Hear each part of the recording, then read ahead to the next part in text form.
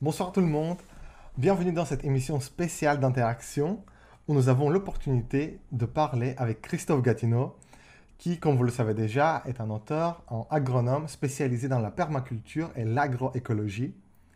Donc je pense que cette conversation va être très intéressante et en pensant à notre communauté qui a plus de 200 000 personnes, je pense qu'au moins la moitié d'entre vous seraient intéressés par ce qu'on a envie de dire, par les thèmes qu'on va aborder. Et donc, pour qu'on essaie d'atteindre un maximum de personnes, nous avons besoin de votre aide. Donc, dans l'esprit de l'interaction, si vous êtes là, interagissez avec cette publication. Mettez un j'aime, partagez-la, dites-nous bonsoir dans les commentaires, ça aide vraiment. Et puis, si vous n'aimez pas du tout ce qu'on est en train de dire, n'hésitez surtout pas à nous le dire. Mettez un bonhomme fâché ou surtout plein de commentaires qui expriment votre mécontentement. Ce sera très positif pour l'algorithme et la visibilité sera encore meilleure. Donc voilà, c'est aussi un type d'interaction, donc n'hésitez surtout pas. Bonsoir Christophe, encore une fois, merci beaucoup d'avoir accepté mon invitation et bienvenue sur Interaction. Salut. Euh, j'ai envie de commencer par ce sujet-là, car nous sommes en période de chasse, et donc j'ai envie de parler des renards. Tu as Hmm. récemment publié un article sur Reporter qui parle des effets de la chasse au Oui. renard, et donc explique-nous quels sont ces effets de la chasse sur la production agricole. Alors, alors je connais pas la législation, je connais la législation en France, je connais pas la législation en Belgique ou dans les autres pays européens. Bon, ce qui est important de préciser déjà pour commencer, en fait, c'est que on a le droit de tuer les renards en France en dehors des périodes de chasse. C'est-à-dire qu'on peut les tuer toute l'année, en fait, hein, et on n'a pas besoin d'être un chasseur pour tuer les renards en France. On peut même utiliser un fusil en dehors de période de chasse. Alors la législation, elle est très précise, en fait, hein. Comme c'est un nuisible, il faut absolument l'abattre, hein. Donc, entendons par l'idée de nuisible, il a été décrété qu'il nuit à la société, hein, finalement, c'est-à-dire qu'il provoque des dégâts agricoles, qui nuit à notre développement, en fait, hein. Ça, c'est pas moi qui le dis. Ça, c'est le législateur, c'est la société, en fait, hein. D'accord. Donc, si, si Alec, tu vois un renard traîner vers chez toi, en fait, tu as le droit de poser un collet, en fait, hein, même un piège à mâchoire, l'attraper. Et si, quand il est pris dans le piège, tu as même le droit de prendre un fusil, de tirer dessus, parce que ça, c'est pas un acte de chasse.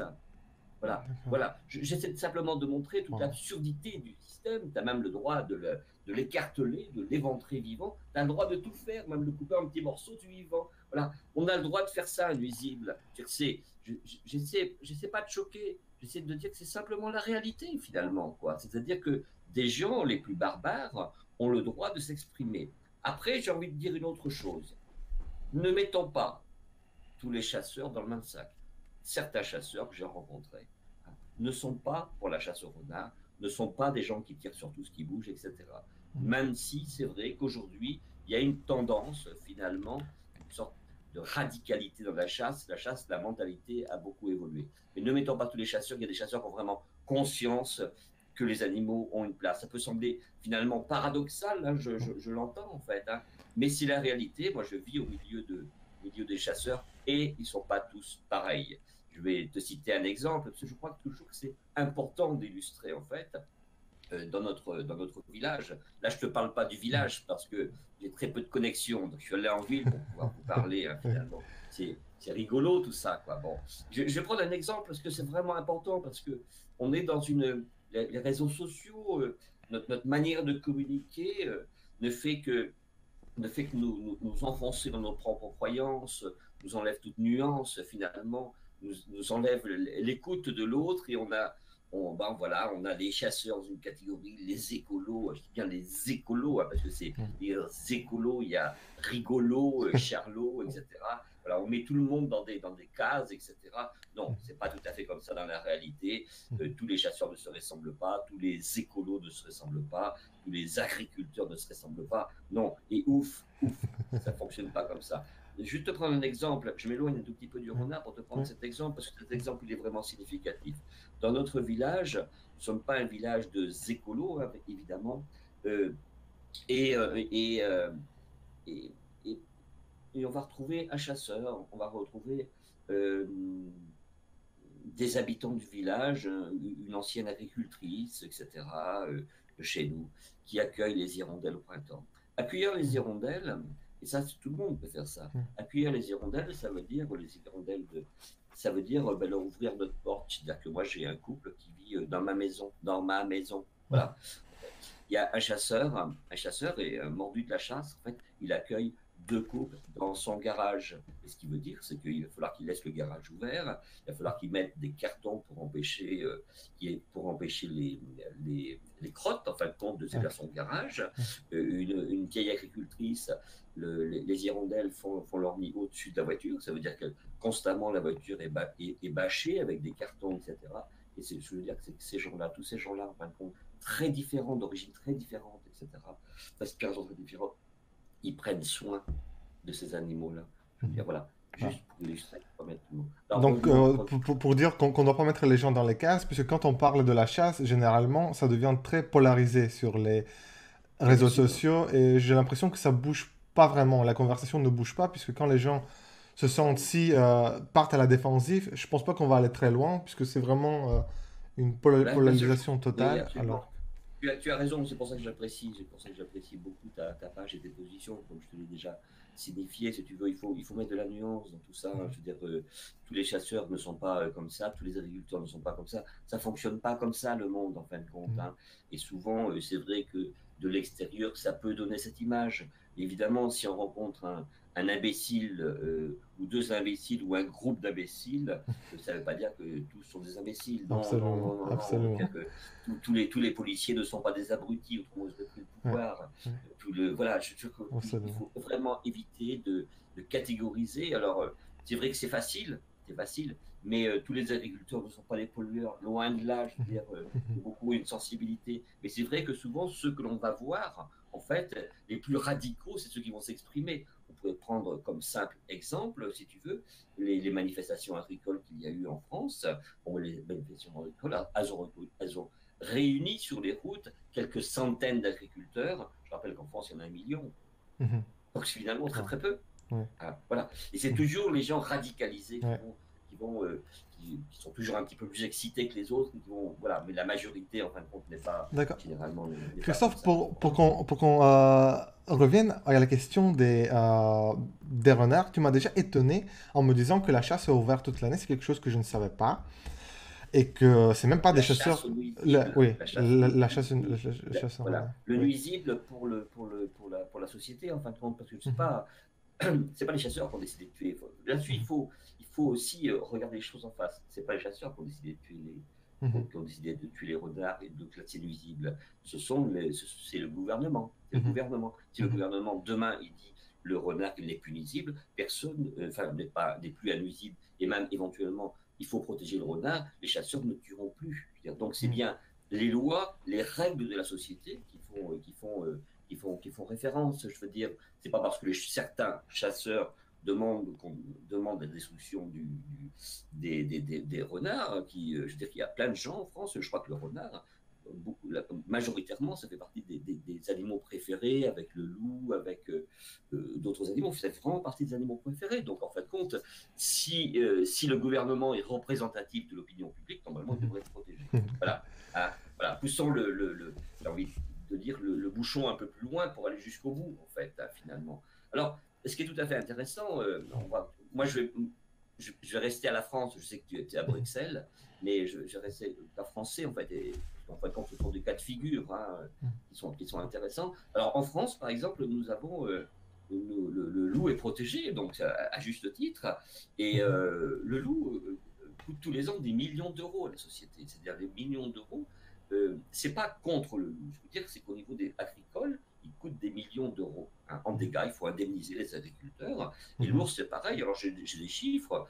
En 2017, il me semble, c'était, ça représentait 15 millions d'euros, hein, de réparation, etc. mhm, etc. Voilà. Bon.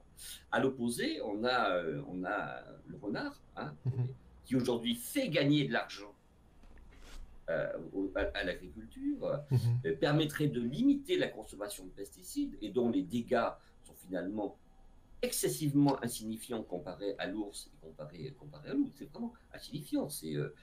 On pourrait même mettre un processus d'indemnisation pour indemniser, bien sûr, quand un renard tombe nez à nez avec un élevage de poules en plein air et qu'il arrive à trouver un passage.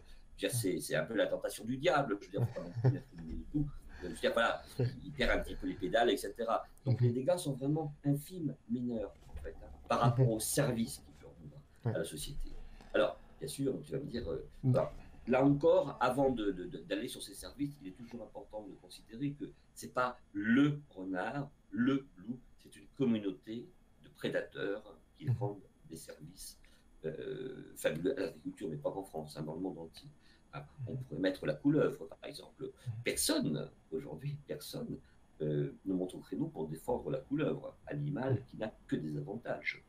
Voilà. Mais peu de gens, me semble, hein, quand je vais à Paris, et pour le retour de la couleuvre à Paris, par exemple, hein, on n'a pas envie de croiser le matin dans le parc en allant promener son petit chien, si tu veux, une grosse couleuvre, comme nous, on peut avoir autour de chez nous, qui sont grosses comme le poignet, qui font 2 mètres, qui sont vraiment super impressionnantes, hein, ça c'est clair. Bon, personne n'est pour le retour. Tu sais, les gens, ils sont pour les animaux, en fait, hein, pour la biodiversité, mais personne n'est pour le retour des vipères, des aspics rouges dans les parcs à Paris. Non, évidemment, chez nous, ça va très bien, mais là-bas, non. Voilà, ce que je veux dire, c'est qu'à la limite, je crois que c'est important toujours de considérer. Alors, le renard fait partie d'une communauté de prédateurs. Donc ça va de la couleuvre, en passant par les reptiles en règle générale. Bien sûr, c'est un peu comme le renard et comme le ver de terre ou l'abeille, c'est un symbole, une figure de proue un peu. Voilà. Il y a aussi tous les oiseaux, tous les rapaces, aussi, et tout ce qui est chouette, hibou, enfin, aussi les rapaces, mais chouette, hibou, qui la nuit font du travail, c'est-à-dire qu'ils vont réguler ce qu'on appelle les populations de rongeurs. En fait, hein. Alors, ces populations de rongeurs, hein, bien évidemment, ils ont un taux de reproduction extrêmement élevé, hein, c'est-à-dire que c'est de 1 pour 50 sur une année, c'est-à-dire qu'un couple de mulots, en fait, peuvent donner naissance jusqu'à 100 à 110, 120 individus. Donc là, on comprend bien que s'ils ne sont pas régulés, l'année suivante, ces mêmes individus vont se multiplier. Donc si tu fais la multiplication, on devrait arriver autour de 5 000 la seconde année. Donc voilà, on comprend que c'est beaucoup. Alors maintenant, quels dégâts font-ils? Alors ces animaux, les rongeurs, il y a quelques espèces de campagnols, 2 espèces de campagnols qui font vraiment des dégâts au niveau de l'agriculture si ils prolifèrent. Mais pourquoi? Mais parce que ce sont des animaux végétariens. Voilà. Et ces animaux végétariens, bien sûr, ils sont évidemment attirés par les cultures. Hein. Pourquoi ils sont attirés par les cultures? D'abord parce qu'il y a un taux de sucre et puis il y a une concentration en nourriture. Donc, ils n'ont pas plus bêtes que nous, hein, finalement. Ils vont là où il y a à manger. Hein. Voilà. Ce sont des animaux, par ailleurs, extrêmement sensibles, touchants, intelligents. Je crois qu'on doit le dire. Par contre, bien sûr qu'à un moment, entre nourrir ces populations et nourrir notre population, en fait, il faut faire un choix, je dirais. C'est toujours la guerre de la nourriture, hein, finalement. Donc, tant que les populations restent raisonnables, ça va. Alors, prenons l'exemple, par exemple, d'un campagnol terrestre. Un campagnol terrestre, ça fait, on va dire un petit rat de 150 grammes, il peut manger son poids en nourriture tous les jours, c'est-à-dire qu'il peut manger tous les ans jusqu'à 50, alors en fonction du milieu, mais 50 kilos de nourriture, c'est-à-dire 50 kilos de céréales, racines, etc. C'est énorme. Donc, si on le multiplie par des milliers, et bien évidemment, ça a un impact sur les cultures. Alors, il y a des études qui ont été faites et on sait que en fonction, là encore, hein, en fonction des conditions du milieu, la consommation de petits rongeurs, ça va jusqu'au lapin, la consommation de rongeurs équivaut à peu près à 80% de son régime alimentaire au renard, hein, parce que le renard il mange aussi des cerises, il mange des fruits, c'est un omnivore, hein, il mange même des vers de terre, c'est pour te dire, quoi. Donc c'est pas forcément toujours mon ami, je dois le préciser, hein, parce qu'il a une technique de chasse, c'est un chasseur, c'est un fin chasseur, et il peut consommer jusqu'à 4 lombrics terrestres par minute. Par minute? Ouais, par minute, c'est un chasseur exceptionnel. Un chasseur exceptionnel. Voilà. Mais donc là, c'est sûr qu'il n'est pas trop mon copain, vu sous cet angle. Je dois bien le dire. Bon, ceci étant, sachant que en règle générale, son régime alimentaire est composé de 80% de petits rongeurs, mais il peut en consommer jusqu'à, au minimum, entre 3 000 à 6 000 par an. Et donc, vraiment, réguler les populations. Il y avait des études qui avaient été faites il y a une vingtaine ou une trentaine d'années, pareil, aux États-Unis, dans le nord canadien, en fait, Mhm. et où les loups, on avait accusé les loups de décimer les populations de caribous. Et il Mhm. y avait un film il y avait un livre qui était sorti, le chercheur avait écrit un livre, et puis il y avait un film qui était sorti qui montrait évidemment que bah, quand on étudie de près ces populations de loups, je ne te parle pas en France, hein, mais dans le Au Grand Nord Canada, canadien, ouais. Mhm. pour un loup, c'est tellement plus facile comme pour un renard de se nourrir de petits rongeurs plutôt que d'aller choper un caribou, Mhm. ce qui leur demande beaucoup d'énergie, qui en plus est très dangereux. Ouais. Donc ce sont voilà. Donc Bah, là, les calculs qui ont été faits ont montré qu'en fin de compte, un renard en moyenne fait économiser par tête tous les ans entre 2000 et 2400 € de dégâts à l'agriculteur. Alors bien sûr, quand il y a plus de renards, il y a encore des renards, hein, parce que les renards sont chassés, il y a vraiment une pression de chasse, hein, de destruction sur cet animal. L'idée, quand même, c'est de les réduire à néant, hein, c'est de les supprimer, c'est une catastrophe écologique sans pareil. Donc, les renards, en fait, bah, pour pallier à ça, mais ils font encore plus de petits, hein. C'est-à-dire que ah, souvent, on entend, ah bah oui, ah, ah oui, oui, ils peuvent le s'adapter. renard, ça fonctionne pas comme un lapin ou comme une souris, hein. Mhm. Je veux dire, c'est un animal territorial. Et évidemment, quand il y a de la place, eh bien, Mhm. les femelles elles font plus de petits, etc. Ok, Et d'accord. après, Dans ce souvent, sens-là. on entend dire, oui, mais ils vont pulluler. Non, le renard, ça pullule pas, c'est un carnivore. Non, par Mhm. contre, il va aller sur d'autres territoires. Quand tous les territoires sont occupés, ben, les femelles elles vont faire un peu moins de petits. Je veux dire, Mhm. voilà, ce sont pas D'accord. des... voilà, c'est l'idée de la pullulation, enfin, ça Bah, n'existe pas. Christophe, Et Christophe, excuse-moi de te couper, mais avant qu'on avance plus loin, là, j'ai un peu du mal à comprendre, en fait, puisque ça me semble tellement logique que j'arrive pas à imaginer comment on est arrivé là pour classifier un renard comme étant nuisible, puisque dans ma perception des choses, en carnivore, comme tu l'expliques, il ne peut pas exister sauf s'il y a un excès, ou on va dire un assez d'herbivores qu'il peut manger. Donc, le fait qu'il y ait une présence de loup ou de renard, ça veut dire qu'il y a assez de nourriture et forcément, ils ne sont pas en train de manger les poules des gens exclusivement pour se nourrir. Donc, comment est-ce qu'on peut percevoir qu'il y aura trop de renards si les renards, j'ai l'impression, ils vont refléter la population de rongeurs qui peut tu as, tu as évidemment entièrement raison. En fait, souvent les gens me disent, oui, mais s'il y a trop de renards, moi je dis simplement l'exemple sur la ferme. Donc, comme tu le sais, enfin, je suis dans une ferme, hein, vraiment dans la pampa, etc. Il y a presque 60 ans maintenant, et à l'époque, bien sûr, il y avait beaucoup plus de renards parce qu'il y avait une pression de chasse beaucoup moins importante, hein, Mhm. finalement. Donc, aujourd'hui, les gens, ils allaient à la chasse. Dans ma famille, on était tous chasseurs à l'époque.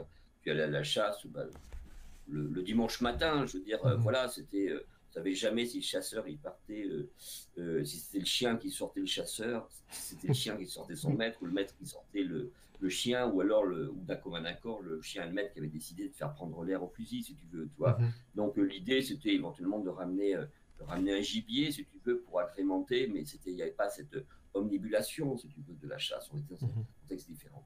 Et je vois ma grand-mère, ma mère, on était dans la même ferme, si tu veux, donc à l'opposé, vous avez leurs deux poulaillers, et les poules étaient en liberté, et bien entendu, à la tombée de la nuit, les poules étaient renfermées, hein, alors, Mhm. donc moi, c'était en liberté, elles allaient où elles voulaient, et il n'y avait pas particulièrement de dégâts, si tu veux. Donc c'est clair que mon père disait, même mon grand-père disait, si tu veux pas que le renard mange tes poules, il faut qu'il niche à côté du poulailler, parce qu'il est trop malin, il ne pour jamais se faire repérer, il ne mangera pas les poules. Alors, bon, ça donne une idée, si tu veux, hein. Bien évidemment, des fois, le renard, il dérape, hein, ça c'est Mhm. clair. Mais Mhm. souvent, les dégâts venaient de renards qui venaient d'assez loin. Et on retrouve un peu, si tu veux, la même stratégie qu'on va trouver en Mongolie, où les bergers vivent au milieu, carrément au milieu des loups. C'est-à-dire Mhm. que ce n'est pas tous les renards, encore, qui vont... tu vois, cette idée de la catégorisation, tous les renards ne vont pas jeter sur toutes les poules. Non, Mhm. c'est-à-dire qu'à un moment, un renard peut avoir compris que c'est peut-être plus simple de trouver des poulaillers plutôt que de s'embêter à chercher de la nourriture. Ok. Et de la même manière qu'en Mongolie, quand ils ont un problème, les Mongols vénèrent le loup, ils le respectent. Il est évident que quand un loup a pris l'habitude de venir attaquer leur troupeau, il faut trouver la solution, en fait. C'est-à-dire qu'ils arrivent à cohabiter les uns avec les autres. Et quand un loup, parce que comme les êtres humains, je veux dire, aucun renard ne se ressemble au niveau caractère, les animaux sont tous différents, ont tous leurs particularités. Et bien évidemment, que font en Mongolie, qu'est-ce qu'ils font? Ben, ils vont abattre ils vont abattre à leur plus grand désespoir ce loup, parce que de toute façon, c'est ingérable. Ils ne vont pas abattre tous les loups. Le loup qui a pris l'habitude d'attaquer leur troupeau.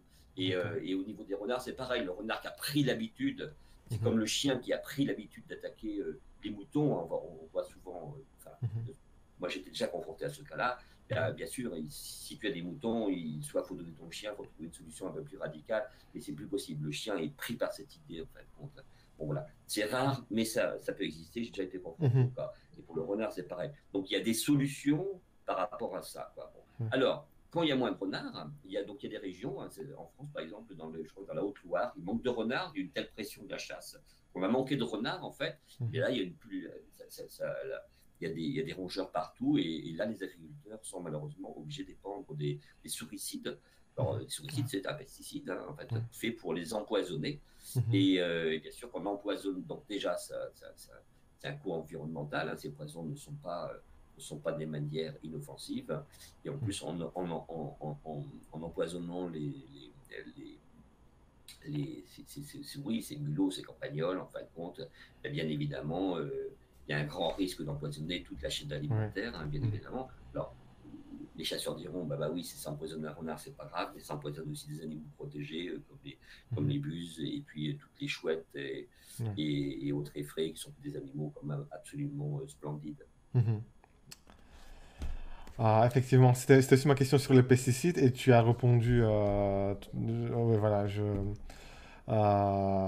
c'est par rapport à l'article que tu avais mis, Ouais. plus de renards égale à moins de pesticides.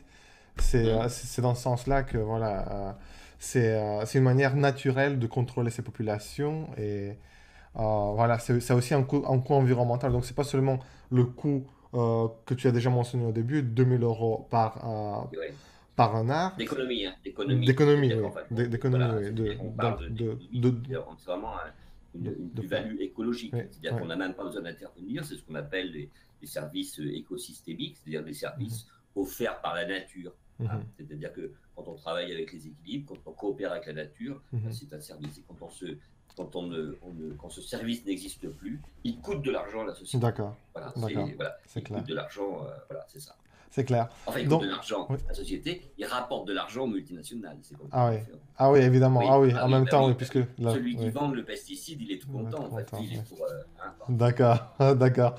Et donc voilà, donc en parlant des solutions, en fait, j'allais te poser à la base la question, est-ce que tu es pour l'interdiction de la chasse au renard? Mais déjà, avec ce que tu m'as dit, j'imagine que la solution déjà de base qui devrait être prise est donc de déclassifier le renard en tant qu'un animal nuisible. Ce serait le. Non, ce qu'il faut immédiatement, c'est Ouais. bien sûr le classer comme nuisible, il faut simplement lui apporter une protection, le Mhm. protéger. Ok. Voilà. Pourquoi? Parce que si on protège un animal, en fait, en France, ça veut dire qu'il va y avoir un suivi par rapport à cet animal. Admettons, voilà, mais que tout d'un coup, ils se mettent à proliférer. Hein, bon, non, admettons ce cas exceptionnel. Ouais. Je veux dire que si les populations sont suivies, je veux dire qu'aujourd'hui, il y a ce qu'on appelle des fédéraux, qui sont tout à fait des professionnels, je veux dire, qui prendront des mesures particulières et exceptionnelles s'il y avait une prolifération. Mais c'est uniquement dans ce cas-là, je veux dire que c'est vrai que. Mais il faut absolument le protéger, comme il faudrait protéger un certain nombre d'animaux en France qui rendent des services. Mais tu sais, si on en revient, le ver de terre n'a aucune protection, n'existe même pas dans les lois en fait, européennes, c'est-à-dire qu'il est inexistant. Et les abeilles, la grande famille des abeilles qui rendent des services absolument indispensables à la survie d'une partie de l'humanité, il faut bien le dire aujourd'hui, je veux dire, ne bénéficient d'aucune protection non plus. Oui. D'accord. Et donc, juste pour terminer le thème du renard, donc j'imagine que les gens qui nous écoutent en ce moment-là se demandent, voilà, ça a l'air assez urgent. Je sais qu'il y a beaucoup de gens qui aimeraient voir une Ouais. solution qui devrait être mise en place. Qu'est-ce qu'ils devraient faire, à part le fait cette action évidente que je trouve qui serait de partager notre conversation. Donc, j'utilise l'occasion pour inviter les gens qui nous regardent de partager la conversation parce que voilà, je pense que le plus simple, c'est d'inviter de plus en plus de gens dans cette conversation et de faire déjà de créer un réveil dans les consciences des gens qui, je pense, qui existe déjà à un certain niveau. Je ne sais pas à quel niveau exactement, mais c'est des gens comme toi qui arrivent à faire bouger nos consciences, à nous rendre compte de l'absurdité de certaines lois qui sont restées comme ça, je ne sais pas pour quelle raison, et de faire bouger les choses. Mais dans quel sens est-ce qu'ils devraient s'orienter? Parce que je suis certain que les gens qui viennent d'écouter ce que tu viens de dire se demandent qu'est-ce que je peux faire pour essayer de faire de mettre fin à cette Non, c'est très absurdité. facile. C'est très facile. En fait, ce qui est difficile, en fait, c'est que aujourd'hui, quand on produit des articles, en fin de compte, des articles qui vont être étayés, malheureusement, notre consommation d'informations numériques, ce flux permanent d'informations fait que de toute façon, c'est les informations les plus marquantes qui vont attirer notre attention et la plupart du temps, les gens s'arrêtent au titre et au sous-titre, en fait et ne vont pas. Et je le vois quand j'ai encore publié sur cet article que j'avais publié en appuyant sur le rôle agronomique, hein, c'est-à-dire que bien sûr qu'il est désolant aujourd'hui de mettre en avant l'utilité d'un animal pour le protéger ou pour le sauver, mais à la limite, je crois qu'il faut pas se priver d'utiliser tous les moyens à notre disposition. Et c'est vrai que le renard a un intérêt agronomique aussi important que les abeilles. Je veux dire, voilà, bon, euh, là-dessus. Donc, je précise que l'article a été publié dans Reporter. Là, il vient d'être publié dans un grand quotidien qui s'appelle, un grand quotidien régional qui s'appelle Sud-Ouest. L'article va rester en ligne avec tous les arguments, etc. Et je suis très content parce qu'il y a un journal agricole, justement, un journal agricole plutôt pro-pesticides plutôt oui, ils sont pour les pesticides et qui m'a demandé pour le republier, parce que sont quand même les pro-pesticides, ils sont quand même pour une diminution des pesticides et s'ils pouvaient réellement s'en passer, même si enfin bon voilà, ça fait pas partie, mais je veux dire que pour eux les pesticides représentent un coût économique. Moi c'est un coût environnemental, c'est pas la même position, mais c'est clair que là où ça a été partagé, c'est un journal où de temps en temps on peut lire des articles on propose aux agriculteurs de mettre ce qu'on appelle des piquets dans les champs pour que les rapaces puissent venir se poser, etc. Euh, on lit aussi des articles où ils refondaient pour accueillir les oiseaux, la biodiversité, etc. Donc, de ce côté-là, je veux dire que c'est quand même plutôt quelque chose de positif.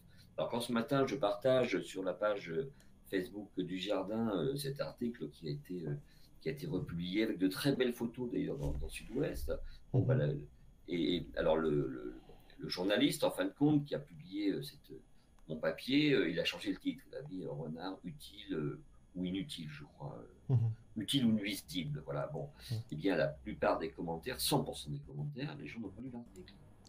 Bien sûr qu'il est utile. Donc, en fin de compte, c'est un plaidoyer pour protéger le renard, en fait. Donc, il y a des gens qui arrivent même à m'écrire en disant mais il est indispensable, le renard. Qu'est-ce que tu fais, toi? Non, mais c'est bon. Enfin, je veux dire qu'à un moment, je veux dire, on peut passer aussi sur autre chose que de faire des commentaires à la con comme ça, sans lire les articles, sans se renseigner. Je veux dire, que pouvons-nous faire? Alors, bien sûr, pour faire changer les lois, il y a des associations qui sont extrêmement actives en France, en Europe et tout, il n'y a pas de souci. Ils n'arrivent pas à faire changer les lois, ça c'est clair. Bon, après, c'est vrai que tout ça, ça doit être porté par des partis politiques, bien sûr, évidemment. Mais à titre individuel, c'est très facile. Hein, je veux dire, il suffit d'aller à la rencontre des chasseurs. Et puis, ça s'appelle faire de la pédagogie. C'est-à-dire que, bien sûr, si on va à la rencontre d'un chasseur, qu'on lui dit gros con, t'arrêtes de tuer les renards, bien sûr qu'on risque de se ramasser le même retour de manivelle, parce que finalement, on est tous loin d'être parfaits. C'est ça que je veux dire. Et à partir du moment où on se dirige vers l'autre dans un sentiment de dialogue et non de culpabilisation, je veux dire, parce que c'est pas parce que aujourd'hui, toi tu sais, moi je sais, il y a 10 ans tu savais pas et moi je savais pas. Voilà. Et voilà. Je crois qu'il faut toujours tout relativiser et arrêter de prendre l'autre pour un con et de vouloir le culpabiliser et de vouloir imposer une sorte de pseudo-morale, etc., que nous-mêmes on respecte pas toujours. D'ailleurs, comme deux imbéciles, on est sur Facebook, si tu veux. Facebook étant vraiment un des plus gros pollueurs, enfin, un des gros pollueurs de la planète, on doit quand même le rappeler. Donc, tu vois, ce que je veux te dire, c'est que, voilà, je crois qu'il faut apprendre à respecter les autres et arrêter de juger à l'emporte-pièce, comme j'appelle, de dire, voilà, moi, je lutte contre les moralistes. Bah, je pense que, en fait, pour moi, ma vision des choses sur ce que tu viens de dire, je pense que la plupart des questions écologiques sont tellement urgentes que nous n'avons pas le temps d'avoir ce genre de jugement et de Bien sûr, moralisation, puisque nous devons agir vers les solutions ensemble, c'est ça. avec un maximum de gens. Voilà. On ne sera jamais ensemble tout le monde. On ne doit pas attendre à convaincre tout le monde pour faire bouger quelque chose, mais on a besoin de plus de gens, et pas seulement de la tranche de personnes dans notre espace virtuel ou espace politique Ouais. dans lequel on se trouve. Il Donc, faut faire de la pédagogie. d'accord. Il faut faire de la pédagogie et nous, ce qu'on fait au jardin, je veux dire, j'ose préciser quand même que c'est 100% du bénévolat et ça représente dans notre journée, en tout cas dans ma journée, ça représente à peu près, en dehors de mon travail, en 8 heures de travail, quoi. C'est-à-dire une autre Mhm. journée. Ouais. Voilà. On n'écrit pas un article comme ça. Je veux dire, il y a un travail de recherche, il y a un travail d'écriture. Et l'article que tu as vu sur le rôle agronomique, je veux dire, jamais Mhm. personne n'est allé sur ce terrain-là, voilà, Mhm. avec des chiffres. Ça ne veut Mhm. pas dire que je suis le premier. Non, Mhm. là n'est pas la question. Moi, je me sers aussi des données des autres. Je veux dire, on va tous dans le même sens. Et je pense que c'est une entrée intéressante de mettre en avant, je veux dire, que le renard est un partenaire de la transition écologique. Voilà. Et que ça ne nous coûterait rien, finalement. Souvent, on nous dit, oui, il faut de l'argent, il faut ci, il faut là, il faut l'autre. Non, là, ça ne coûterait rien. Donc, autant en profiter, finalement. Et de pourquoi le renard il est victime? Eh bien, il est victime de ce qu'on appelle les préjugés. Hein. Mhm. Il y a des gens qui ont la peau noire et ils sont préjugés. Il y en a qui ont la peau blanche et ils sont préjugés. Mhm. D'autres qui ont les cheveux longs et ils sont préjugés. Ben, je crois qu'il faut sortir de ces systèmes de croyances. Ouais. Donc, je ne sais pas si tu te souviens, mais dans mon livre sur le ver de terre, j'avais été justement, parce que le ver de terre étant victime de toutes les Mhm. croyances possibles et imaginables, hein, Mhm. finalement, j'avais écrit tout un chapitre de mon livre, comment naissent les idées, derrière comment naissent les idées à la con, finalement, dans ce qu'on Ouais. appelle une idée à la con, c'est une idée reçue, hein, c'est-à-dire Ouais. qu'une idée que tu t'es faite juste dans ton cerveau sans prendre Mhm. conscience de la réalité, hein. Une Mhm. sorte de construction mentale, voilà, tu as Oui, élaboré une idée, généralement cette idée tu l'as pas eue, on te l'a transmise, elle t'arrange bien, voilà. tout à Et fait. dans le prochain livre que je suis en train d'écrire, je Mhm. commence justement là-dessus, c'est-à-dire comment tout ça comment se développe pour en arriver à cette aberration. Mhm. Alors, ce qui est intéressant dans le code du renard, c'est qu'on Mhm. a vraiment une aberration. Là, Ouais. par exemple, je vais prendre un autre code, je vais revenir sur le loup. Je n'oppose pas du tout le loup, mais si tu prends le loup, on va s'étriper pendant 150 ans, de toute façon. Mhm. L'agriculteur, on aura beau lui faire la leçon, l'agriculteur, il le voit comme un prédateur, hein, Ouais. et c'est clair. Et les gens qui ne vivent pas de l'agriculture et qui se nourrissent dans les supermarchés et qui vivent en ville, ils ont plutôt envie d'avoir des loups dans la nature. Et les Mhm. deux positions peuvent être entendues. C'est là où c'est compliqué en fin de compte. Mhm. Mais, euh, mais beaucoup de gens qui sont pour le retour des animaux sauvages ne voudraient pas voir de loups à côté de chez eux, de serpents à côté de chez eux. Parce qu'à la limite, on n'a qu'à remettre des panthères aussi. Hein. On n'a qu'à mettre, il y avait, je crois, des lions dedans. Non, mais on a éliminé les prédateurs. C'est-à-dire que quand on vit au milieu de la nature, on a une position un tout petit peu différente. Moi, je Mhm. n'aime pas les vipères à côté de chez moi, je le dis. Ouais, Les j'imagine. couleuvres, j'ai réussi à m'y habituer, mais Mhm. ça demande aussi de faire attention où on met les pieds, parce que Mhm. se faire mordre par une couleuvre, Ah. c'est pas génial, comme on dit. Mhm. Voilà. Donc, moi, je fais pas de mal. Je fais pas de Mhm. mal. Cette année, toi, j'ai enlevé 3 couleuvres qui étaient dans la maison, en fait. Hein. Dans ta maison. C'est petit, Ouais. oui, mais oui, quand tu as de la biodiversité, Mhm. tu as tout le monde qui vient. Hein. Voilà. Mais peu de gens aimeraient avoir une couleuvre chez eux. Donc, Non, non, merci, non. Et la plupart de ces gens-là, si tu veux, sont extrêmement agressifs sur les réseaux sociaux. Hein. Oui, Mhm. bien sûr. Il faut protéger les animaux chez les autres. Ben, Ouais. non, protège chez toi et puis va à la rencontre de tes voisins, etc. Et puis fais de la pédagogie. On peut tous faire sa part. Voilà. Mhm.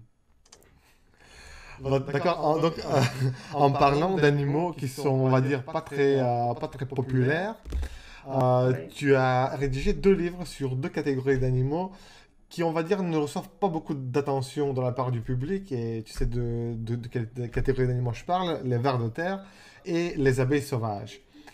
Et Ouais. les livres dont je parle, je les ai devant moi parce que je les adore. L'éloge du ver de terre et l'éloge de l'abeille, je ne sais pas si les gens les voient, que je recommande d'ailleurs à tout le monde.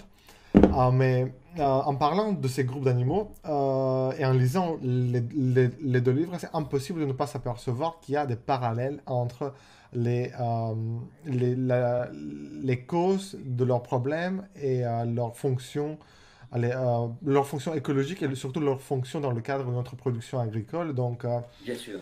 Pourquoi est-ce que les gens devraient s'inquiéter de ce qui se passe avec les vers de terre et avec les abeilles sauvages?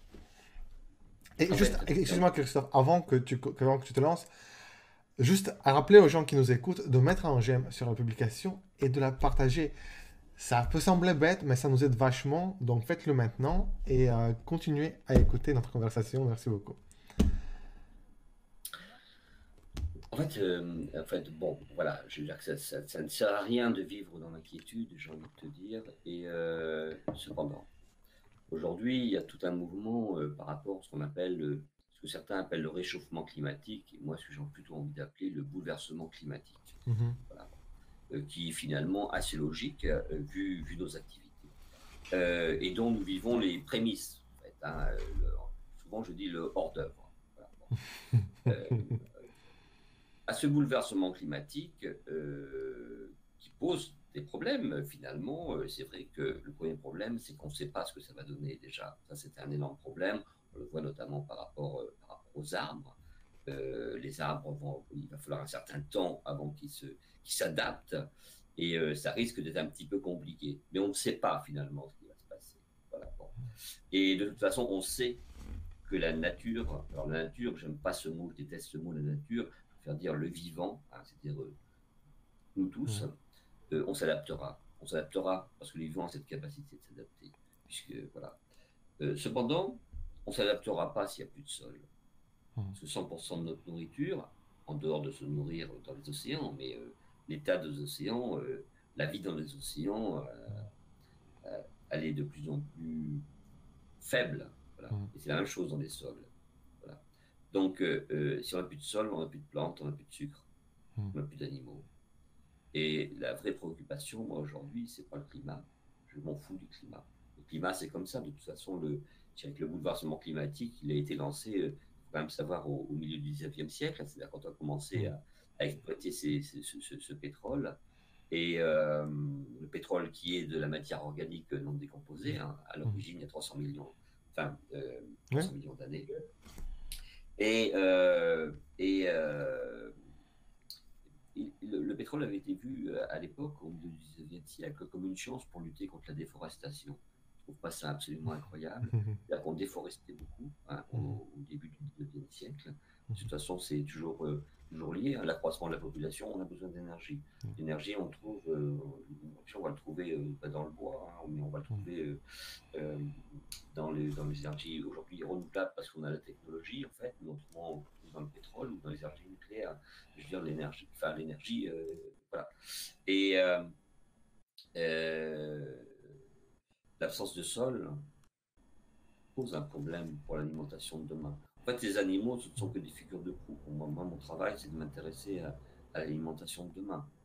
Hein. Je veux dire que l'histoire des famines, on a l'impression que ça a été relégué au fin fond de l'histoire, mais les dernières grandes famines, elles datent du 19e siècle. Hein. En Irlande, c'est au 19e siècle. Je veux dire, c'est quand même pas si loin que ça. Et aujourd'hui, il y a des pays dans le monde qui sont confrontés de temps en temps à la famine. Je crois que la faim est en train de nouveau de progresser dans le monde. Et c'est pas la faim qui progresse dans le monde n'est pas liée au gaspillage alimentaire. Ça fait partie un peu des propagandes. C'est-à-dire qu'on a le monde, il n'est pas uniforme. Je veux dire, on gère la nourriture très différemment suivant les pays. Je veux dire que s'il y a gaspillage alimentaire en France, ce gaspillage alimentaire, il suffit de reprendre cette nourriture et la remettre dans les sols et on va nourrir les animaux qui vont refabriquer la nourriture pour les plantes. Je veux dire, le gaspillage, c'est de croire que c'est un déchet, finalement, un déchet ultime, de la même manière qu'on considère aujourd'hui nos déchets corporels comme des déchets ultimes et qu'on les renvoie, grosso modo, beaucoup d'éléments nutritifs partent dans les rivières et rejoignent les océans comme les sols aujourd'hui. C'est-à-dire qu'on assiste à une fonte des pôles, à une fonte des sols, en fait. Voilà, bon. Alors, la fonte des pôles, les eaux vont un peu monter, donc bien sûr avec un impact dans certains pays, etc. Mais moi, je suis né dans la ferme où je suis né, moi, je suis né au bord de la mer vers Marennes-Aveyron. Il y a 10 000 ans, l'eau de mer entourait la ferme, en fait. Hein, donc, ce sont des conditions, si tu veux, qu'on a déjà vues. Et l'homme a réussi à s'adapter. Ce qui est compliqué, en fin de compte, c'est la population, l'importance de la population, qui fait que de toute façon, nous met une pression les uns envers les autres. Mais à partir du moment où il y a moins de nourriture, c'est là où les conflits peuvent naître. Moi, C'est la quête de la nourriture. Voilà. je pense que aujourd'hui, la plupart des gens et la plupart des industries vivent dans cette illusion que nous sommes immunisés contre la famine de laquelle tu parles, puisque nous avons Bien, ces engrais chimiques que nous pouvons utiliser, nous avons les pesticides, donc on nous donne cette image que nous avons complètement maîtrisé notre production de nourriture d'une manière qu'on est complètement immunisé à, à la famine et à l'épuisement des sols, puisque nous pouvons enrichir les sols chimiquement. Et ce que tu viens de dire, qu'on doit remettre nos déchets dans les sols, j'imagine que dans le tu... Que... circuit, en fait, dans le Oui, cycle. Dans le oui. cycle. Tout fonctionne par cycle, en fait. Le cycle de l'eau, le cycle de l'azote, le cycle du carbone, etc. Ce Donc, sont des mouvements perpétuels, en fait. parlons Il faut du... remettre les choses en mouvement. Oui. Oui, parlons du phosphore un petit peu, puisque justement, je t'avais posé cette question et tu m'as dit qu'il y a quand même une limite de la quantité de phosphore que nous pouvons extraire du sol. Et nous avons déjà vu à certains endroits qui ont été complètement dévastés par l'extraction de phosphore. Euh, donc, cette limite-là, est-ce qu'elle n'est pas vraiment une limite Si, assez mais bien sûr, brusque mais de... les limites sont aujourd'hui partout finalement. Et j'ai un peu l'impression d'avoir un discours anxiogène, mais c'est vrai Mhm, qu'il y a la bataille du sable, mhm, on manque de sable, il y a la bataille du phosphore, parce que de toute mhm, façon les mines, les réserves de phosphate en fin de compte ont beaucoup diminué. Hein. C'est vrai que ce phosphate, eh bien, il sert avec l'azote et la potasse à faire pousser les plantes, vraiment mhm, à les dynamiser. Hein, je veux dire, et si tu n'as pas de phosphore assimilable, alors quand je dis phosphore, c'est pas le phosphore c'est plutôt mhm, ce qui brûle, etc. C'est un sel, je crois. Hein. Enfin bon, voilà, on va pas rentrer dans la chimie, hein, bon. mhm, Mais sans phosphore, la plante, en fin de compte, elle est victime de nanisme. Hein. mhm, Donc, bien sûr, l'impact, c'est pas pour ça que la plante va mourir, mais il y a un impact sur le rendement. Il faut bien mhm, différencier. Quand on parle d'agriculture, l'agriculture, c'est fait pour se nourrir. Euh, donc, si une plante pousse, mais se développe que pour elle-même et se reproduire, nous, ça ne nous intéresse pas finalement, quoi. Nous, ce qui mhm, nous intéresse, c'est qu'elle produise de la matière organique pour nous nourrir, en fin de compte, donc, à travers ces graines. Voilà. Donc, nous, on est totalement intéressés au rendement des plantes, en fait. Hein. mhm, Des rendements, et là, c'est là où on produit de l'alimentation, tout simplement. Quoi. Voilà. mhm. Alors, vous savez on parle du phosphore, etc. Ce que je veux dire, c'est que je reviens un peu sur ton analyse et je crois qu'après on va partir sur des cas concrets, c'est peut-être beaucoup plus intéressant. Mais aujourd'hui, la société ne fonctionne pas en termes d'alimentation, elle fonctionne en termes d'argent. Mhm. Euh, il y a quelques jours, j'ai assisté à un dîner, ce qu'on appelle un dîner mondain, quoi. Et une des personnes qui était un petit peu agacée par ma position m'a simplement rappelé que l'argent menait le monde et que jusqu'à preuve du contraire, allait le mener longtemps. Et dans sa tête, c'était le monde ne peut être mené que par l'argent. Donc forcément que notre rapport à la nature, en fait, il est strictement commercial. Hein, puisque la première chose qu'on va regarder, c'est le rapport économique de la chose. Hein. Voilà. Donc, C'est vraiment le cœur de notre système économique. C'est comme ça que. c'est ça. Et elle n'est pas tout à fait tort. Je veux Ouais. dire, quel pays va changer de système aujourd'hui? Va dire, ben voilà, l'argent devient accessoire, c'est l'agriculture, c'est l'alimentation Mhm. qui va être le moteur de notre développement Mhm. finalement, et pourtant ça devrait être cela. Alors, euh, comment l'alimentation pourrait devenir le moteur, sachant qu'aujourd'hui, on a à peu près, oui, je crois que c'est 1 million d'agriculteurs en France, si on comprend les maraîchers, etc., etc.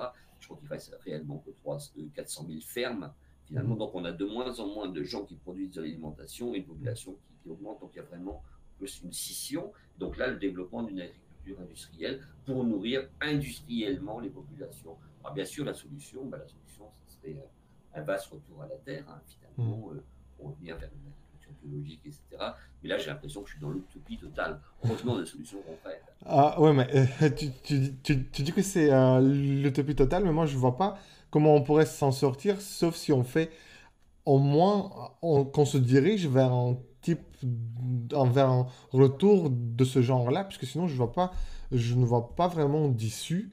Et d'ailleurs, c'est ce que tu dis aussi, ça va contre la logique de l'argent, puisque la logique du capital, c'est bien d'avoir des machines qui travaillent la terre, puisque c'est beaucoup plus rentable. Si tu dois payer des gens qui vont travailler cette terre, il y aura beaucoup moins de bénéfices. Donc, en retour d'une grande partie de la population au travail de la terre, et déjà, disons-le, il n'y a pas beaucoup de gens qui ont envie de faire ce pas.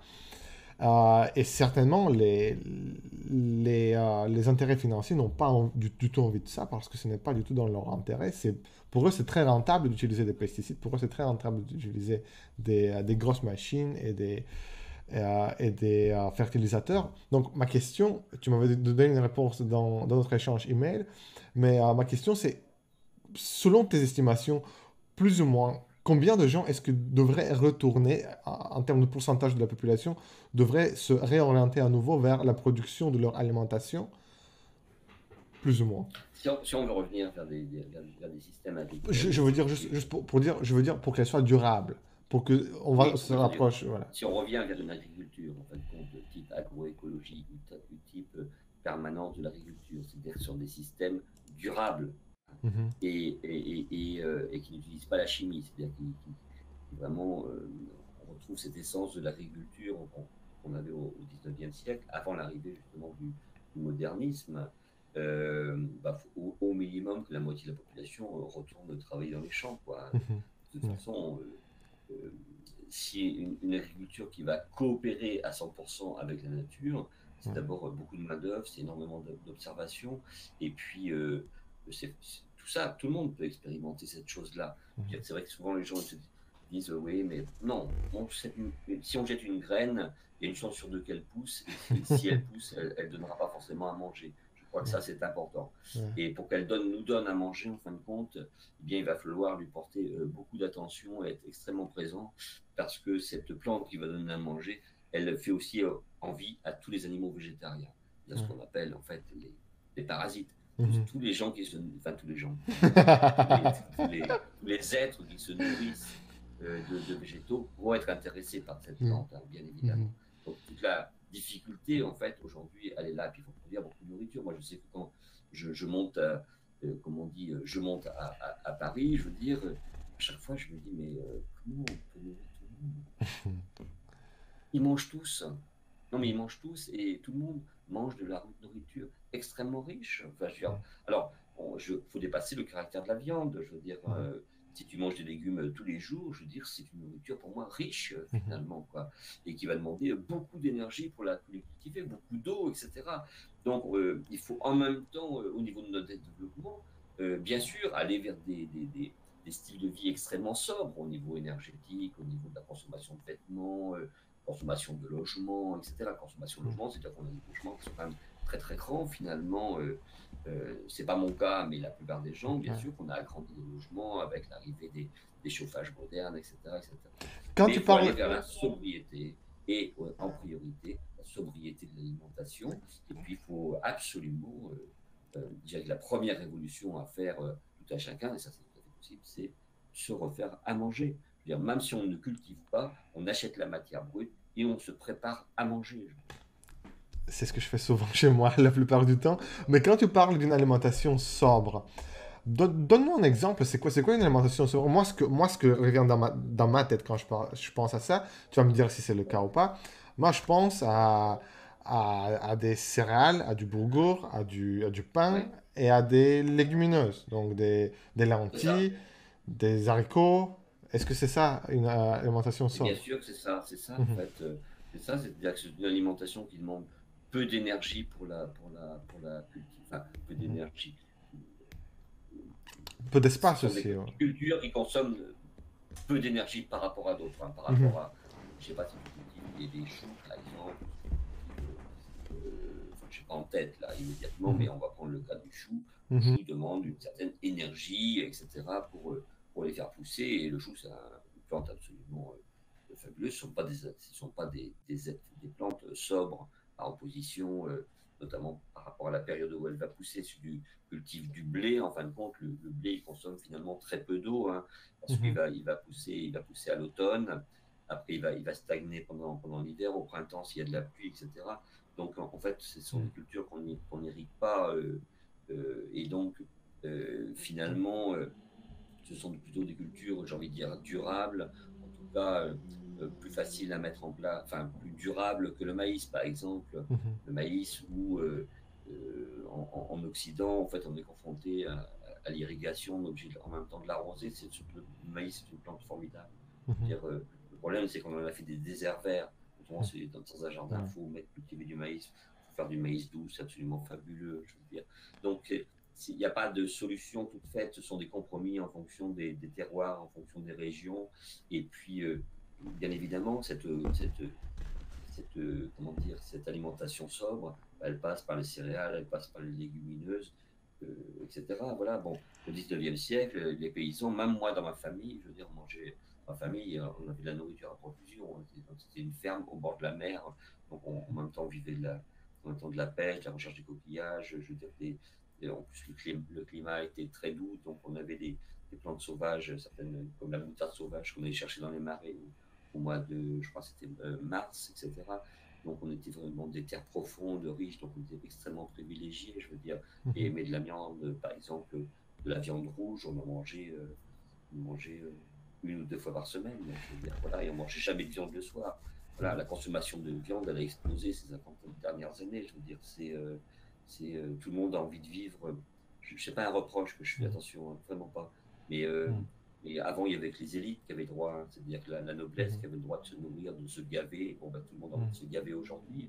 Je Mhm. peux l'entendre, hein, finalement, c'est tellement pas désagréable, il ne faut pas exagérer, mais on ne peut pas. Voilà, on ne peut Mhm. pas. Et alors, on ne peut pas par rapport, parce que la planète, elle n'est pas extensible, en fait, hein, et aujourd'hui, on grignote, et justement, Mhm. c'est là où on va arriver au ver de terre, on arrive à la biodiversité, c'est qu'on grignote du sauvage pour avoir encore plus de sol. Et Mhm. plus on grignote de sauvage, et bien moins les animaux sauvages ont de place pour pouvoir vivre, en fait. Et c'est ça, en fait, la grande difficulté. J'ai pas forcément la solution, en fait, aujourd'hui, ce serait un changement radical dans ta vie, dans ma vie, dans la vie de la Mhm. société. Mais ça, c'est une illusion.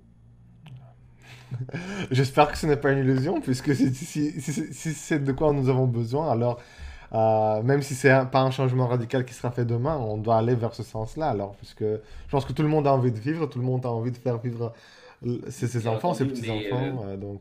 mais bien entendu, mais évidemment, mais personne n'a envie de céder un peu de ses privilèges et de ses intérêts. C'est ça le souci, en fait. C'est un rapport personnel enfin, on pourrait en discuter pendant des heures, donc c'est peut-être pas le sujet. Revenons à ça. En fait, c'est un problème d'argent, hein, voilà. L'argent mène le monde, hein. Changeons. C'est un peu comme je suis en train d'écrire en ce moment sur les bœufs qui tirent la charrue, en fait, hein, Mhm. faut pas mettre la charrue avant les bœufs.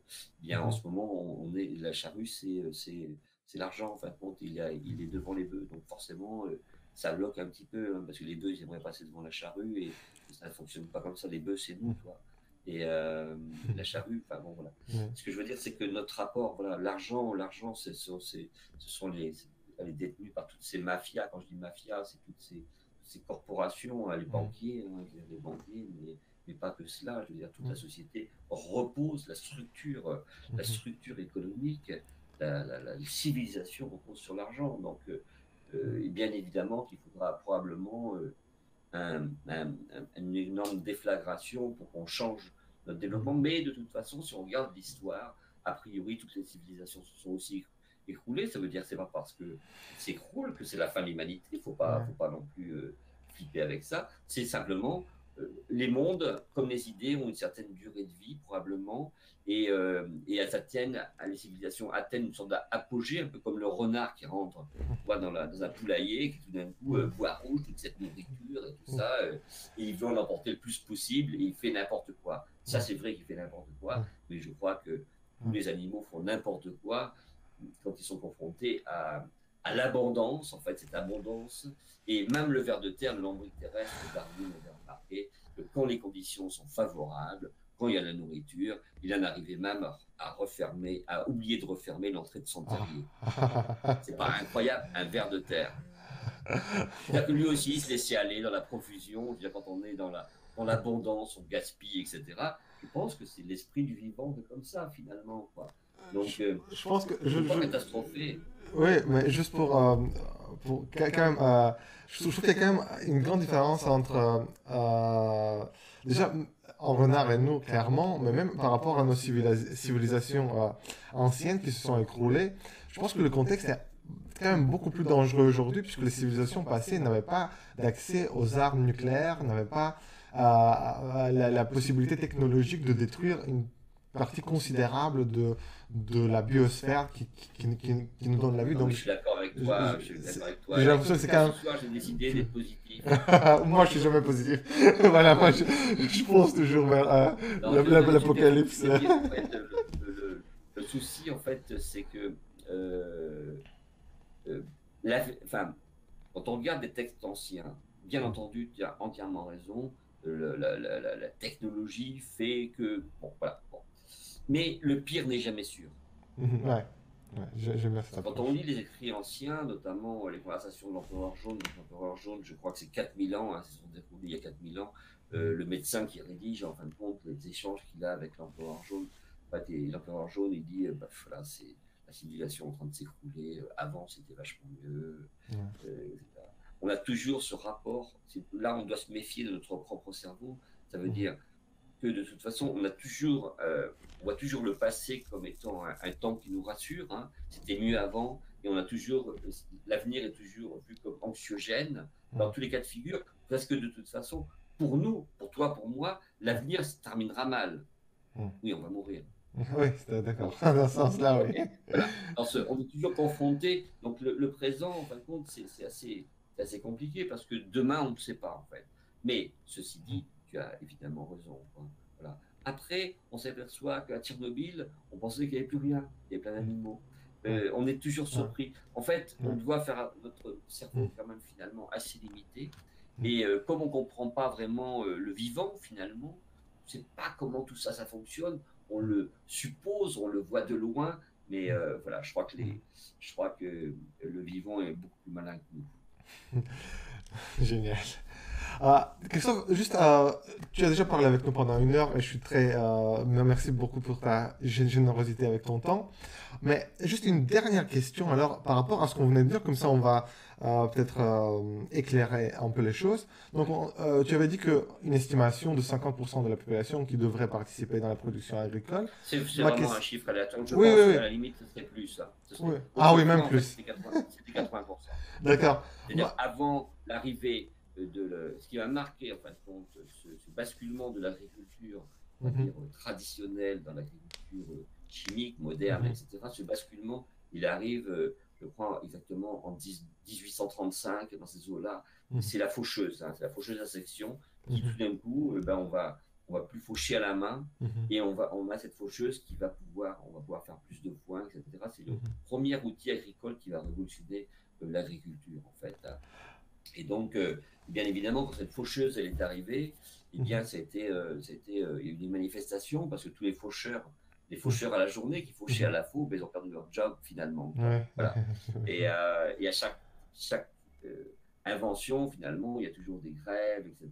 Parce qu'il y en a qui perdent leur travail. Bien évidemment, ça peut être entendu. Ce que je Mhm. veux te dire, c'est que avant l'arrivée du tracteur, Mhm. le travail, l'énergie utilisée pour produire notre alimentation était 100% musculaire.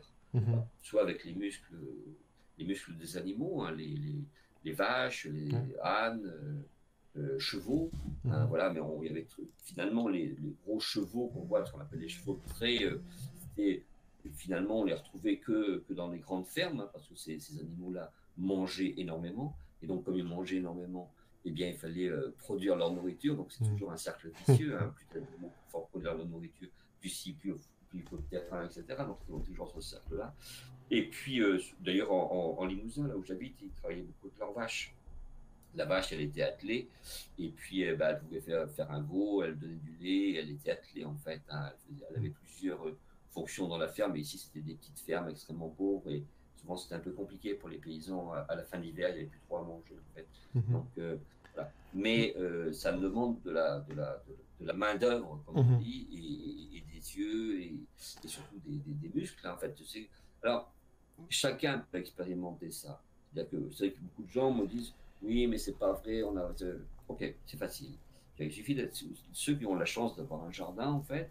Mhm. Eh bien, moi, c'est à partir de là que j'écris ma matière à écrire. En fait, c'est parce que j'ai un jardin qui me rend quasi autonome au niveau de mon alimentation. Quasi Mhm. autonome parce que j'ai arrêté par exemple les céréales. C'est trop compliqué à faire à la main. Mhm. Enfin, j'ai abandonné les outils aussi. Et le seul outil que j'ai conservé, en fait, c'est une moto-faucheuse Mhm. pour couper le foin pour nourrir mes vers de terre. C'est le seul outil que j'ai gardé, c'est tout. Mais parce que ça me permet d'aller jusqu'au bout du raisonnement. C'est-à-dire que quand on écrit, quand on est loin de la terre, euh, on a très vite, on fantasme très vite en fait. Mhm. Notre nature est faite comme ça. On pense que c'est facile. Il faut Mhm. vraiment être confronté au terrain, confronté à qu'un jour, une année, rien ne se ressemble. En fait, toujours tout est Mhm. différent. Il faut constamment adapter sa position. C'est pour ça que ça demande beaucoup de présence. En fait, Mhm. c'est toute la grande difficulté en fait de l'agriculture. Elle est là. C'est sur le papier, c'est simple. Sur le Mhm. terrain, c'est nettement plus compliqué. Voilà, vraiment, c'est très compliqué. Donc d'un côté, on parle d'un travail qui est physiquement difficile et dur, et Ouais. d'un autre côté, on parle aussi d'un travail qui demande beaucoup d'attention, d'intelligence, Bah, de en soins. fait, j'ai beaucoup écrit là-dessus. En fait, quand le métier d'agriculteur, c'est un métier qui demande avant tout de la culture. Mhm. Hein.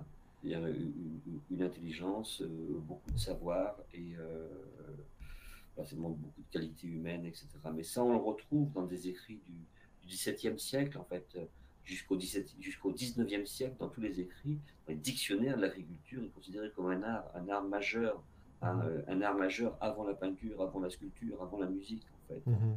Et je suis en train de réécrire là-dessus. Et là, on a des documents très, très précis. C'est vraiment quand l'agriculture se modernise qu'en fait, l'agriculteur devient, allez, aujourd'hui, un technicien. Hein, voilà. Mais avant, Mhm. c'est pas du tout considéré comme un technicien, c'est considéré comme un artiste, en fait. Hein. C'est-à-dire qu'il doit composer avec la matière vivante, en fait. Et c'est toute autre chose, Je pense que finalement. ça ne pourrait pas être plus loin que le contexte actuel de la production agricole dans lequel on se trouve. Allez, à l'échelle mondiale, il n'y a rien d'artistique là-dedans. C'est vraiment Ben non, une domination des machines et de la chimie sur le vivant. l'agriculture est au service des marchés mondiaux. Mhm. Hein. Voilà, c'est comme ça qu'il faut penser. Mhm. Donc, au service de l'argent. Mhm. Donc, le monde agricole s'est fait aspirer par cette chose-là.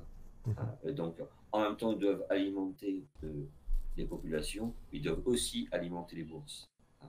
Il y a le cours du soja, le cours du blé, en fait, ils ont toutes ces aberrations qui font que euh, dans toutes ces transactions, on exporte du blé, on en importe. Je veux dire que c'est devenu une matière d'échange, Mhm. finalement. On tue des animaux à l'autre bout du monde, qu'on ramène en Europe. Ceux qui sont en Europe, on les tue pour les vendre aux Chinois. Tout Mhm. ça, non, c'est n'importe quoi. Et là, dans ce immense délire, finalement, que tout le monde subit. Hein. Les Chinois, qui sont confrontés à un réel problème de population, sont en train de racheter des terres dans le monde, racheter des terres en Afrique, etc.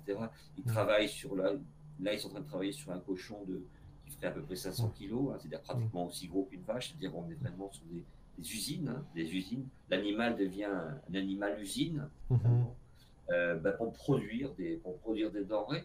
Mhm. C'est vrai que parfois, on a l'impression d'assister à une sorte de gigantesque folie humaine, mais c'est une folie humaine. Mhm. Euh, c'est pas pour ça que ça sera la fin du monde. Donc, Mhm. voilà, c'est clair. Ça Mhm. sera un autre monde après. On a basculé au 19e siècle, et toi et moi, nous sommes Mhm. encore vivants. Il y a eu vraiment une grande bascule. Euh, il y aura des grandes bascules, etc. Et voilà, de toute façon, à un moment, on ne pourra pas, ces 10 dernières années, on est 1 milliard d'habitants en Mhm. plus.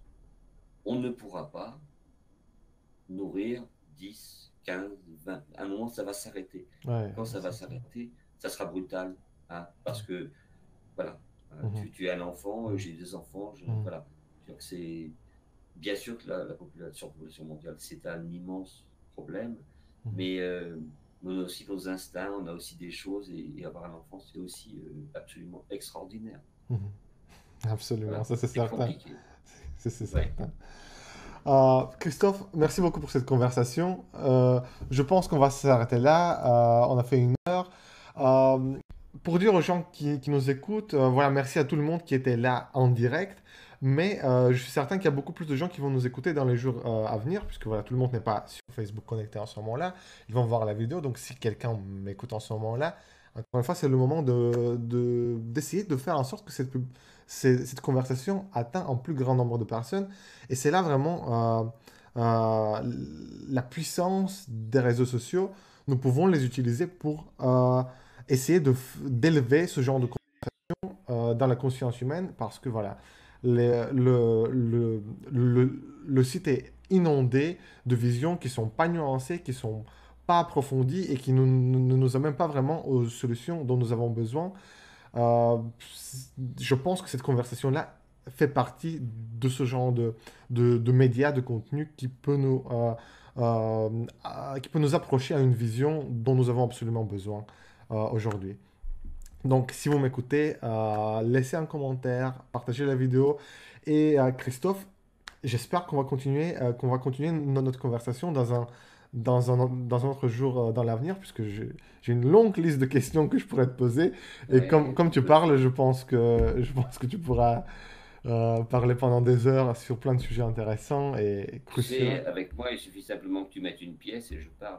Tu sais, les Magnifique. Jukebox, Oui. voilà. Je veux dire que, oui, bon, on peut se retrouver prochainement et continuer la Mhm. conversation. Il y avait Magnifique. combien de personnes aujourd'hui enfin, je ne m'en rends pas compte, moi. Euh, Quelques c'est difficile à, 10, 15. c'est difficile à dire maintenant quand je vais couper le stream, je vais voir, mais pas autant que la conversation mérite. J'ai envie de dire ça. Je pense que la Oui, conversation bien sûr. mérite beaucoup plus de personnes. On était autour de 20 personnes qui nous regardent dans un certain moment, mais ils changent tout le temps, puisque voilà, les gens... Oui, euh, partent et reviennent, oui. oui, voilà. Et d'ailleurs, pour les gens qui écoutent en ce moment-là, sachez que si c'est pas demain, après-demain, vous allez avoir une version téléchargeable de notre conversation qui est en version audio, que je trouve qui est bien plus utile parce que vous pouvez écouter ce qu'on vient de dire pendant que vous faites la vaisselle ou pendant que vous vous promenez dans les bois